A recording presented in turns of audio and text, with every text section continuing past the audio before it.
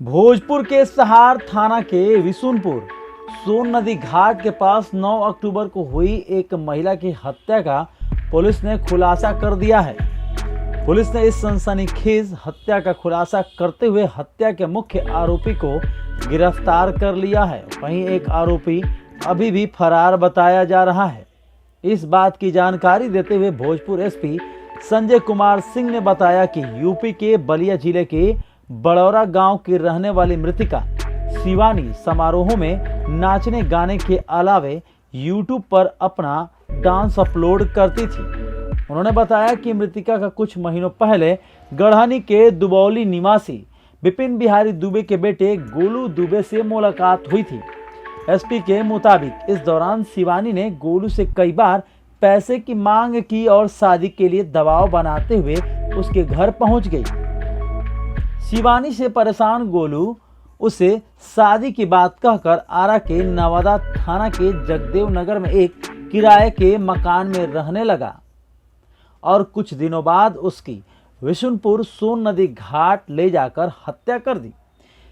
इधर इस सनसनीखेज हत्याकांड का खुलासा करते हुए आरोपी गोलू ने बताया कि जगदेव नगर में शिवानी के साथ रहने के दौरान शिवानी उससे पैसे की मांग करने सहित कई जगहों पर आयोजित शादी समारोह में चली जाती थी, जिसको लेकर दोनों के बीच कई बार बहस भी हुई थी। आरोपी गोलू के मुताबिक इस दौरान शिवानी यूपी के बनारस के एक लड़के रवि को अक्सर आरा बुलाती थी। गोलू ने बताया कि रवि भी शिवानी से परेशान रहता था, जिसकी उसको जानकारी होते ही वे और रवि मिल गए और फिर रांची जाने का बहाना कर शिवानी को ऑटो पर बिठाकर विशुनपुर सोन नदी घाट के पास ले गए और गोली मारकर उसकी हत्या कर दोनों फरार हो गए। घटना के तकरीबन 19 दिनों के बाद सहार पुलिस ने गढ़हनी के दुबौली के पास से गोलू दुबे का गिरफ्तार कर लिया है, जिससे कड़ाई से पूछताछ करने पर हत्या की पूरी वारदात का खुलासा करते हुए पूरी बात कबूल ली। फिलहाल पुलिस इस हत्याकांड के दूसरे आरोपी की गिरफ्तारी में जुटी हुई है।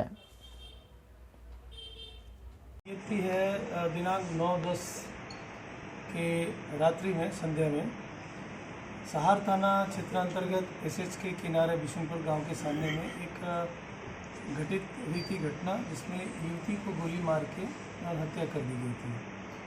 पुलिस को स्थानीय लोगों के द्वारा जो सूचना दी गई थी तो वो प्रातः 10 तारीख के और वो जो शव था वो अर्धनग्न अवस्था में था, इस वजह से सेंसेशन ज़्यादा था। गोली मारे जाने का स्थल और शव को जहाँ रखा गया था उसमें भी थोड़ा अंतर आया था। पुलिस ने अपने बयान पे, थानाध्यक्ष ने अपने बयान पे इस कांड को दर्ज किया और युवती की पहचान उस घटना के बाद से नहीं हो पाई थी, तो पहचान स्थापित करना एक बड़ा उसमें चैलेंज था और दूसरा घटना किस प्रकार से घटित हुई इसको भी उद्भेदित करना था। इसलिए एक टीम गठित की गई थी और महिला पुलिस ऑफिसर को इस कांड का अनुसंधानकर्ता बनाया गया था। पुलिस ने इस बीच में कार्रवाई करते हुए और बहुत ही सधे तरीके से टेक्निकल एविडेंस के आधार पर उस व्यक्ति की पहचान सुनिश्चित की और उस युवती की भी पहचान सुनिश्चित की गई और युवती इस राज्य से बाहर की रहने वाली किसी ज़िले की है, जहाँ के स्थानीय पुलिस से भी हम लोगों ने संपर्क करके और उसकी पहचान को स्थापित किया। इस ज़िले के एक अपराधकर्मी जिनके द्वारा इस घटना को कारित किया गया, उनकी भी गिरफ्तारी सुनिश्चित की गई और उनके द्वारा पुलिस के समक्ष अपने स्वीकारोक्ति बयान को जो बताया गया उसको टेक्निकल बेसिस पर भी पूरी तरह से सत्यापित किया गया घटनास्थल को, और जिस तरह से क्राइम सीन वहाँ हुआ उसको रिकन्स्ट्रक्ट किया गया एक तरह से कि जिस प्रकार से घटनाक्रम हुआ है। तो उस अभियुक्त ने कुल मिला के ये बताया कि इस युवती से अपने बड़े भाई के एक शादी के कार्यक्रम में इनको इनवाइट किया था उस जगह कार्यक्रम करने के लिए और उसी समय से इससे संपर्क स्थापित हुआ। युवती का संपर्क इस राज्य के बाहर के भी लोगों से है, जहाँ पे यूट्यूब पे अपने गाने को और नाच को अपलोड करके और उस पर अपना ये प्रसार प्रचार करती थी। इसी क्रम में इस युवक से भी इनकी नज़दीकियाँ बढ़ी और कालांतर में इसी जगह पे युवक के घर पे आके एक दो बार भी, जो अभी तक के इन्वेस्टिगेशन में है, कि वो युवती गई भी है और कुछ विवाद बढ़ा और पारिवारिक परेशानी बढ़ी और इनकी व्यक्तिगत परेशानी बढ़ी। इसके कारण से बड़े सधे और योजनाबद्ध तरीके से टेम्पो से घटनास्थल के आसपास पहुंच के और फिर किसी बहाने से उस जगह पर ले जाया गया। और घटना की रात्रि में ट्रैक्टर चल रहा था, इसलिए उस आवाज़ में 3 गोलियां मारी गई थी। और उसके बाद जब यह सुनिश्चित कर लिया गया कि युवती की मौत हो चुकी है, तो फिर वहाँ से पैदल निकल के और वो चले गए थे। इन तथ्यों की पहचान और इन तथ्यों को और बेहतर तरीके से अनुसंधान करने के लिए अभी अनुसंधान चल रहा है कि इस घटना में उस युवक के अलावा और भी कोई शामिल है अथवा नहीं, या परिजनों की क्या भूमिका इसमें रही है। तो इस पूरे टीम के द्वारा जो कार्य किया गया है, ये काफ़ी संगठित तौर पे किया गया था, प्रोफेशनल तरीके से किया गया। इसमें DIO जो विशेष इकाई है वो, थानाध्यक्ष और अनुमंडल पुलिस पदाधिकारी और जो महिला इसमें अनुसंधानक है, उन सभी की भूमिका अच्छी रही है। सर, एक्यूज का आरोप है कि उसे ब्लैकमेल किया जाता था। देखिए, ये एक तरफा बोला। अब जिसने ब्लैकमेल किया या उनका कहना है कि वो मुझे ब्लैकमेल कर रही थी, तो ये अनुसंधान का विषय है कि युवती के द्वारा ऐसा ब्लैकमेल करने का कोई साक्ष्य रखा गया तो वो प्रस्तुत कर सकते हैं। एक्यूज भी आपराधिक प्रवृत्ति का रहा है क्या? अभी तक हम लोग के पास कोई ऐसा कोई आपराधिक इतिहास नहीं आया है, लेकिन हम लोग अपनी पहचान। गिरफ्तारी कहाँ से हुआ है सर इसका? गिरफ्तारी इसी जिले से।